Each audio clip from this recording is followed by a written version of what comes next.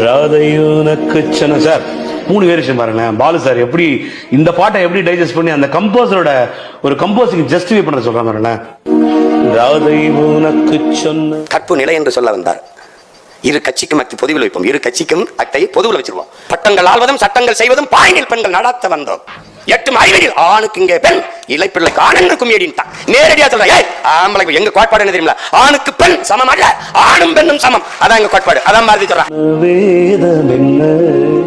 இது ஒண்ணா ராதை உனக்கு சொன்ன இந்தியா விடுதலை அடைய அடந்தான். மாநிலங்கள் பிரிக்கிற அவன் பிரிச்சான். தமிழ்நாடு பேர் வைக்க அவன் வச்சிட்டான். வந்தே மாநிலம் என்போம் என்போம் எங்கள் மாநிலத்தாயை வணங்குதும் என்போம்.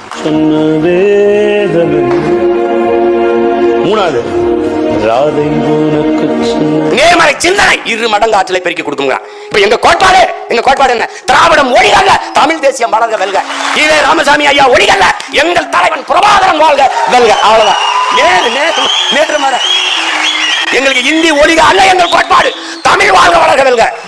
இன்னொருவன் தாய்மொழி அழிக்கிற உரிமை எனக்கு கிடையாது. அவன் தாய்மொழியை நான் போற்றுகிறேன், நேசிக்கிறேன், மதிக்கிறேன். அதை போல என் தாய்மொழியை போற்றுகிறேன், மதிக்கிறேன், நேசிக்கிறேன். இந்த நிலத்தில் நான் தமிழனா இருக்கணும், அந்த நிலத்தில் அவன் தெலுங்கனா இருக்கணும், அந்த நிலத்தில் அவன் மலையாளி, கன்னடன், பீகாரி, குஜராத்தி எல்லாரும் நல்லா இருந்தா இந்தியா நல்லா இருக்கும். சாரி வரான one last time வென்று வருவான் திராவிட காலை, அதுவரை நிச்சயத்தை நறுக்குவோம் பகையின் வேர். சிறுத்தை பெரும் கூட்டம் நாம் தமிழர் என்று முறை சரைவன்.